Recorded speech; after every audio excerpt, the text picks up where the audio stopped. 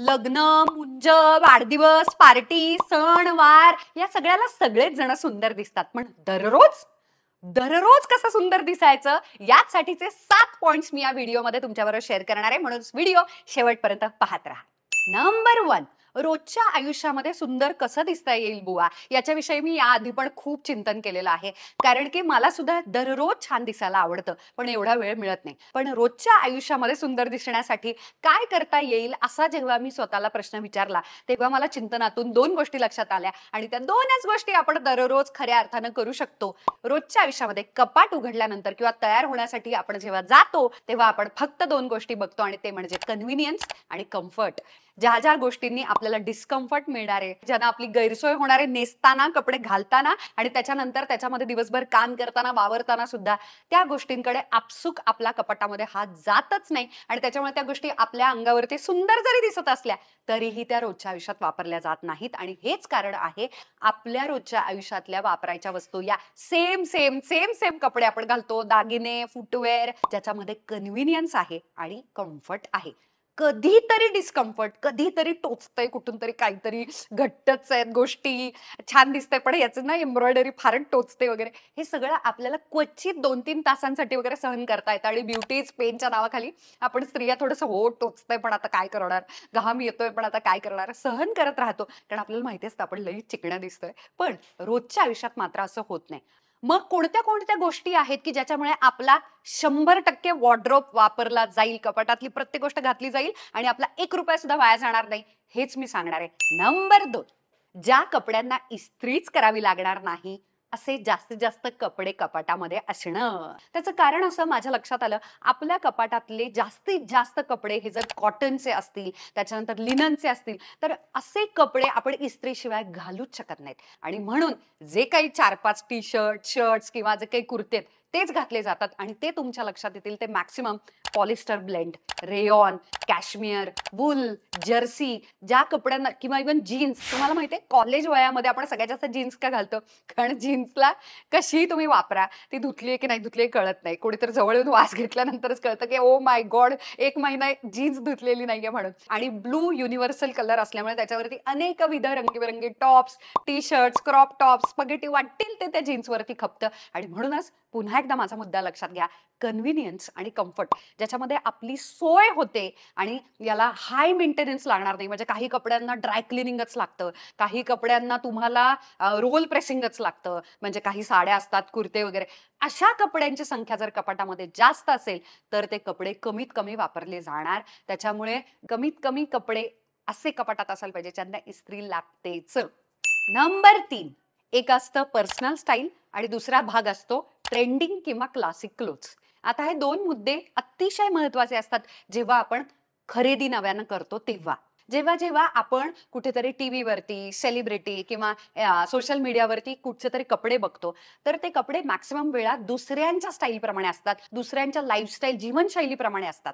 तशी सेम जीवनशैली, तसं सेम प्रोफेशन किंवा तशी सेम पर्सनल स्टाईल सुद्धा आपली नसेल तर ते कपडे आपल्यावरती चांगले दिसत नाहीत.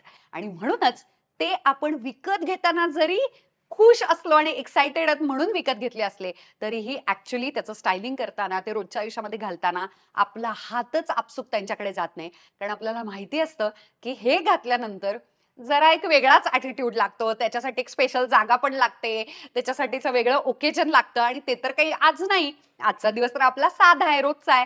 तो घरातला असेल, कुठच्या मीटिंगचा असेल, प्रॉपर ऑफिसला जाण्याचा असेल, मित्रमैत्रिणींबरोबर घालवण्याचा असेल, पण तरी सुद्धा ते कपडे घातले जात नाहीत कारण की ते कुणाच्या तरी स्टाईल प्रमाणे इन्स्पायर्ड असतात. आणि म्हणूनच मला तर माझ्या युट्यूब चॅनलवरती सुद्धा आय थिंक 6 वर्षामध्ये मी फक्त एक ब्रँड शूट आलेलं आणि ते कपडे खूप छान होते आणि म्हणून मी त्याचा फोटो पण दाखवते, दीपिका पदुकोण सारखे लुक्स तयार करण्यासाठी.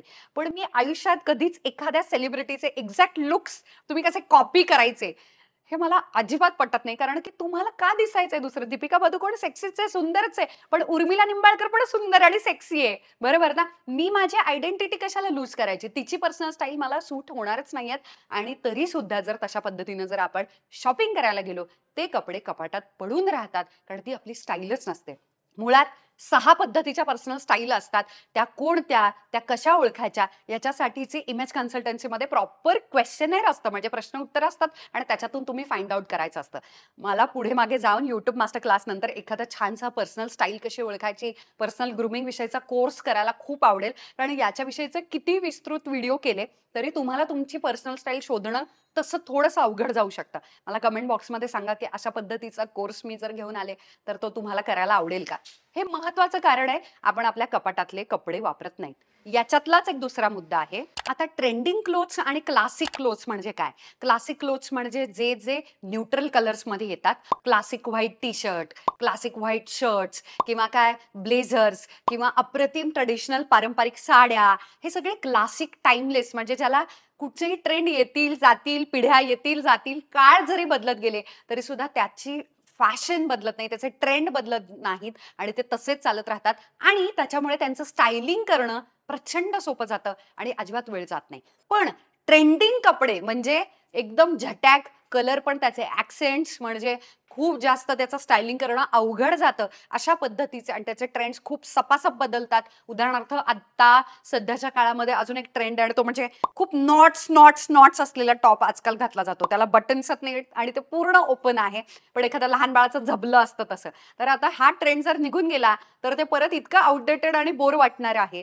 तर अशा पद्धतीने तिचे ट्रेंड्स येतात आणि जातात, पण त्या ट्रेंडिंग कपड्यांना कपाटामध्ये जास्तीत जास्त तुम्ही जर त्याच्यावर खर्च केला आणि जागा जर घालवली तर ते तुम्हाला घालायचंच नाही वाटणार, स्पेशली रोजच्या आयुष्यात. पुढच्या मुद्द्याकडे जाण्याच्या आधी नमस्कार मंडळी, माझं नाव आहे उर्मिला आणि तुम्ही माझ्या चॅनलवरती नवीन असाल तर अशाच वेगवेगळ्या कमाल विषयांवरती मी दर शुक्रवारी व्हिडिओ घेऊन येत असते. त्याच्यामुळे सबस्क्राईब करायला विसरू नका आणि व्हिडिओचा विषय आत्ताच आवडला असेल तर आत्ताच लगेच लाईक पण करा, ज्याच्यामुळे माझा YouTube इतरांना पण व्हिडिओ सजेस्ट करेल आणि मला पण कळेल तुम्हाला असे विषय आवडत आहेत का.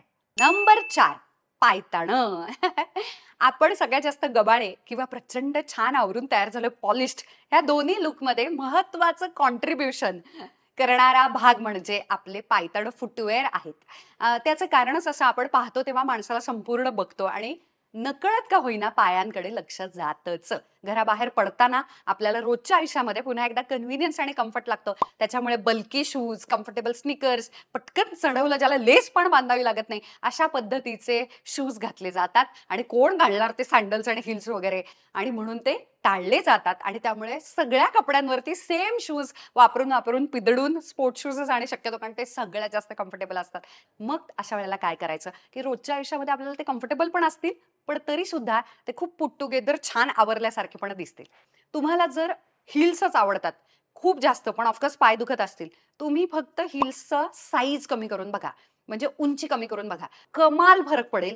तरी सुद्धा तुम्हाला तो जो पॉलिश लुक आहे, ऑफिसला वगैरे खूप जणींना थोडेसे हिल्स घालण्याची सवय असते उंचीमुळे वगैरे सुद्धा, अशा वेळेला एकतर चौकोनी ब्लॉक हिल्स वापरा. दुसरं म्हणजे 1.5-2 इंचापर्यंत किंवा इव्हन मी तर म्हणेल 1 इंचाच्या हिलपर्यंत तुम्ही वापरायला सुरू करा. सँडल्स, हिल्स बंद असतील तरी चालेल, स्टिलिटोज असतील तरी चालतील, पण छोट्या हिलचे. दुसरा मुद्दा, स्पोर्ट्स शूज आणि स्निकर्सच्या ऐवजी तुम्ही लोफर्सकडे वळा.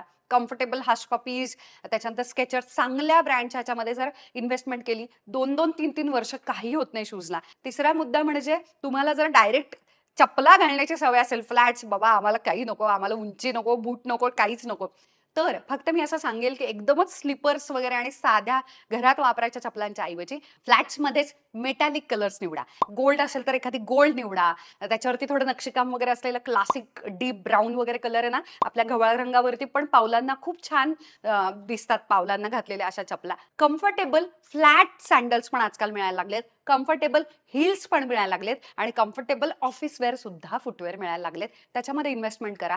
तुम्ही कम्फर्टेबल असाल, पुन्हा एकदा कन्व्हिनियन्स आणि कम्फर्ट दोन्ही असणार, त्यामुळे तुम्ही ते रेग्युलरली वापरणार. नंबर 5, स्किन केअर आणि मेकअप. आपल्याला प्रचंड गडबड असते सकाळी सकाळी, कोणालाही वेगवेगळ्या 11 7 स्किन केअरच्या स्टेप्स करायला अजिबात वेळ नाही. त्याच्यामुळे स्किन केअरच्या स्टेप्स सुद्धा सोप्या करून टाका. जो फेस वॉश किंवा क्लिन्झर आहे तो आंघोळीमध्येच, बाथरूममध्येच ठेवा.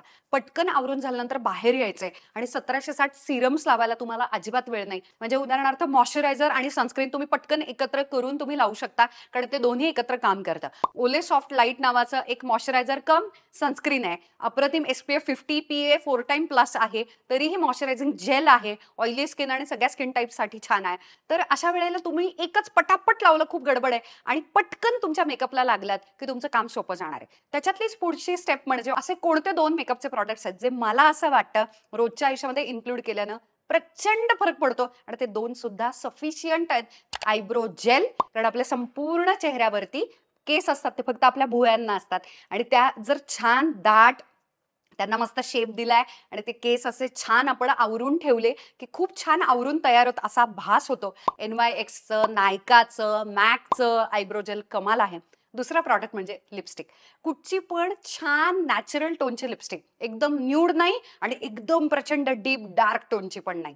ओके, मग मधल्या म्हणजे कोणत्या रोजच्या वापरातल्या mauve, pink, peach, orangish pink अशा पद्धतीच्या ज्या छान अशा ज्या लिपस्टिक्स असतात, अशा लिपस्टिक शक्यतो जर तुम्ही क्लासिक हायड्रेटिंग लिपस्टिक्स वापरल्या, परत त्याच्यावरती लिप बाम किंवा लिप ग्लॉस लावावं लागत नाही. बराच काळ ओठ आपले छान हायड्रेटेड राहतात. ह्या 2 स्टेप केल्या, you are good to go. हे सगळं पटापट करता येतं, पटापट आवरता येतं. कन्व्हिनियन्स, कम्फर्ट, झटपट. नंबर 6, कोणत्याही गबाळ्या किंवा अतिशय साध्या आउटफिटला सुद्धा डायरेक्ट आवरून तयार आहात आणि सुंदर ग्लॅमरस लुक देणारी गोष्ट म्हणजे दागिने, ज्वेलरी. आणि त्यासाठी मी तुम्हाला एक उदाहरण देते. व्हाईट टी शर्ट, त्याच्या खाली साधी क्लासिक ब्लू जीन्स घातलेली आहे, पण याच्यामध्ये जर ज्वेलरी ऍड केली पटापट, म्हणजे काय, रोजच्या आयुष्यातली मिनिमॅलिस्टिक, नाजूक, तर सुद्धा त्याचं अँटी टार्निश वगैरे जे असतात, म्हणजे त्याचा रंग गेलेला नाहीये, त्या विचित्र त्याचं कॉम्बिनेशन करणं अवघड जाईल अशी नाही, खूप साऱ्या गोष्टी न करता अशा पद्धतीची रोजच्या आयुष्यातली मिनिमॅलिस्टिक ज्वेलरी, शक्यतो 2 पद्धतीची, आणि ती म्हणजे सिल्वर आणि गोल्ड. तर मी आज जसं एक छान कुर्ता होता, त्याला जरा इंडियन ट्रेडिशनल लुक द्यायचा होता म्हणून पटकन एक साधं चंदेरी घड्याळ, त्याच्यावरती मोठे चंदेरी कानातले. आता कानातले स्टेटमेंट असल्यामुळे गळ्यामध्ये काहीच नाही, एखादा असं छानसं अंगठी वगैरे असेल मोठी, तर एकदम मस्त ऑक्सिडाइज ज्वेलरीनं असं वाटतं की मी खूप वेळ घेतला आणि आवरलेले. पण खरं तर मी हे 2 ते 3 सेकंदामध्ये काढू शकते आणि पटकन चक्क पर्समध्ये सुद्धा खूप वेळेला मी तयार झाली, कारण अशा पद्धतीचे छोटे छोटे काहीतरी एखादं घड्याळ कानातलं माझ्या पर्समध्ये नेहमी असतं. अतिशय मोजक्या चांगल्या क्वालिटीच्या अशा रोजच्या दागिन्यांमध्ये जर इन्व्हेस्टमेंट केली, तर असे 2-3च कानातले असतील, एखाद दुसरी चेन असेल गळ्यातलं वगैरे, आणि पुन्हा एकदा खोटं, स्वस्त आणि मस्त हे जर आपल्या पर्समध्ये जरी टाकलेलं असलं ना, तरीही मधल्या वाटेमध्ये ते जस्ट एक थोडंसं एखादं कानातलं गळ्यातलं घड्याळ टाकलं, बास, तुम्ही लगेचच तयार होऊ शकता. म्हणूनच एखादा सिल्वर टोनचे 2-3 पीसेस आणि गोल्ड टोनचे 2-3 पीसेस, आणि तेही रोजच्या वापरातले मिनिमॅलिस्टिक असे जर तुमच्याकडे असतील, तर तुम्ही झटपट तयार होणार, तरीही सुंदर दिसणार. त्यामुळे कम्फर्ट आणि कन्व्हिनियन्स साध्य होणार. नंबर 7, बॉडी लँग्वेज किंवा बॉडी पोश्चर. जेव्हा रोजच्या आयुष्यामध्ये आपल्याला घाई होते, तेव्हा आपण अँक्शियस होतो, कारण आपल्याला वेळेत पोहोचायचं असतं. बऱ्याचदा आपल्याला काहीतरी गाठायचं पण असतं, उदाहरणार्थ लोकल, बस, ट्रेन, कोणीतरी आपल्यासाठी वाट बघत थांबलेलं पण असू शकतं. अशा वेळेला आपल्याला जी घाई लागलेली असते आणि त्याच्यामध्ये आपण जे व्हल्नरेबल साईडला जातो, म्हणजे इतकेसे आपण बिचारे होऊन जातो, आणि त्या बिचाऱ्या अवस्थेमध्ये जी बिचारी बॉडी लँग्वेज असते, आणि तसेच आपण त्या इच्छित स्थळी पोहोचतो. आणि त्यामुळे ना, आपण कितीही छान आवरलेलं असलं तरी सुद्धा जर तुमची बॉडी लँग्वेज वाईट असेल, तर तुम्ही कधीच कॉन्फिडेंट आणि कम्फर्टेबल दिसणारच नाही. तुम्ही सतत अवघडलेल्या अवस्थेमध्ये असणार, आणि ऑफकोर्स अशा व्यक्तीवरचा ट्रस्ट पण बसत नाही, आणि आकर्षित पण ती व्यक्ती करत नाही, कारण ती व्यक्ती कॉन्फिडेंटच नसते. आणि त्यामुळे काय होतं, खूप चुकीचे कम्युनिकेशनचे क्यूज जातात, आणि म्हणून अप्रतिम खांदे, छान पाठ सरळ, खांदे मागे, चेस्ट आउट, अशा पद्धतीनं जेव्हा आपण, आजचा दिवस कमाल जाणार आहे माझा, थोडी गडबड झालेली असू शकते, कधी कधी वेळ गाठता येते, कधी कधी वेळेत पोहोचता येत नाही, हरकत नाही. आता मी वर्तमान काळामध्ये माझं बेस्ट देणार आहे असं म्हणून जर दिवसाची सुरुवात केली, तर मी तुम्हाला खरंच सांगते, कधी कधी 1-2 कपडे इकडे तिकडे गेले, लई सेलिब्रिटींसारखं लई भारीतलं स्टायलिंग आपलं नसेल केलेलं, आपले खूप महागाचे कानातले, गळ्यातले काही नसतील, आपल्या आवडीचं काही करता नाही आलं, पटापट लिपस्टिक पण नाही मिळाली, असं होऊ शकतं. पण तरी सुद्धा हा जर विचार आपण पकडलेला असेल, तर एव्हरी सिंगल डे आपण कॉन्फिडंट दिसतो. हे असं बोलायला खूप साध्या वाटतात या गोष्टी, किंवा खूप क्लिशे वाटतात, कारण खूप वेळा बॉडी लँग्वेज आणि याच्याविषयीचं बोलून बोलून गुळगुळीत झालेलं असतं. पण माझ्यावरती विश्वास ठेवा, आपले जसे विचार असतात तशाच पद्धतीच्या सूचना आपल्या शरीराला दिल्या जातात, आणि तशाच पद्धतीची आपली बॉडी लँग्वेज होते. आणि त्याच्यामुळे बिचारी अवस्था, व्हल्नरेबल, आपण काय जाऊ दे, असं जेव्हा मी जर व्हिडिओ सुद्धा जर असा करून जर मी करायला लागले, तर तुम्ही किती वेळ बघणार व्हिडिओ माझा, देव जाणे. पण मी जेव्हा अशी असते तेव्हा मी किती दमलेली असू दे, माझी झोप झालेली नसू दे, मला किती काहीही तयारी झालेली समजा कदाचित जरी नसेल तरी सुद्धा झालेली आहे तयारी, माझी वही समोर आहे, सगळं लिहून तयार आहे, तरी सुद्धा खूप छान वाटतं आणि समोरच्याकडे बघून एनर्जी येते आणि आपण रोजच्या आयुष्यामध्ये तेवढे कॉन्फिडेंट छान वावरू शकतो. तुम्ही माझा व्हिडिओ शेवटपर्यंत पाहता, त्याच्यामुळे अतिशय महत्त्वाची टिप मी शेवटाला ठेवलेली आहे आणि ती म्हणजे आम्ही काय विकत घेऊ. म्हणजे थोडक्यात मी असा हा प्रश्न काढलेला आहे, समजून घेतलेला आहे की कशावरती सगळ्यात जास्त एखाद्यानं पैसे घालवावेत.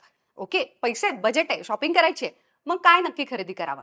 मी सांगू तुम्हाला, जी गोष्ट आपण रोजच्या आयुष्यात स्पेशली ज्या गोष्टीला आपण कामाच्या ठिकाणी वापरतो, कामाच्या ठिकाणचं घड्याळ, कामाच्या ठिकाणचे कपडे, ज्याच्यामधून आपल्याला पैसे मिळतात तिथे हजर राहिल्यानं, त्याच्यामध्ये सगळ्यात जास्त इन्व्हेस्टमेंट करायला पाहिजे. याचाच अर्थ धंद्यातून मिळालेला पैसा धंद्यामध्ये पुन्हा एकदा इन्व्हेस्ट करणे असाच त्याचा अर्थ होतो. त्यामुळे रोजच्या आयुष्यातली पर्स, रोजच्या आयुष्यामध्ये जे कपडे आपण ऑफिसला घालणार आहोत, ते फुटवेअर, ते कपडे, त्याच्यामध्ये इन्व्हेस्टमेंट करायला पाहिजे आणि ते थोडेसे चांगल्या क्वालिटीचे, हाय क्वालिटीचे असतील तर आपण रोजच्या आयुष्यामध्ये खूप कमाल काम करत असू. तुम्ही वर्क फ्रॉम होम जरी करत असाल आणि किंवा तुम्ही गृहिणी असाल, चला तुम्ही अप्रतिम होम मेकर आहात आणि तुम्हाला असं वाटतंय की मला रोजच्या आयुष्यामध्ये माझ्या मुलाबाळांनी, माझ्या पार्टनरनं सगळ्यांनी सिरियसली घ्यावं, थोडासा रिस्पेक्ट द्यावा, मान द्यावा. स्टार्ट वेअरिंग गुड क्लोथ्स, ज्याच्यामध्ये तुम्हाला कॉन्फिडंट वाटतं, कम्फर्टेबल वाटतं आणि तुम्ही छान दिसता तुमच्या पर्सनल स्टाईलप्रमाणे. तुम्ही घरात जरी असाल तरी सुद्धा तुम्ही अप्रतिम दिसू शकता आणि ते दुसऱ्यांना आपण कसे दिसतो याच्यापेक्षा तुम्हाला तुम्ही आवडायला पाहिजेत, म्हणून रोजच्या आयुष्यामध्ये छान दिसायला पाहिजे आणि तुमचा बजेटचा मोठा भाग हा रोजच्या आयुष्यातल्या वस्तूंवरती, खरेदीवरती तुम्ही घालवला पाहिजे. येणाऱ्या व्हिडिओजमध्ये साध्या साध्या जीन्स, टी शर्ट्स असतील, त्याचं सुद्धा स्टायलिंग कशा पद्धतीने करायचं, एखादी साडी ऑफिसच्या ठिकाणी, कामाच्या ठिकाणी कशी नेसायची आणि तीच साडी सणावाराला कशा पद्धतीने नेसू शकता, ह्या वेगवेगळ्या स्टायलिंगच्या टिप्स घेऊन पुढच्या शुक्रवारी येणारच आहे. दर शुक्रवारी तुमच्या भेटीला येणार आहे आणि त्यामुळे सबस्क्राईब करायला विसरू नका. I love you.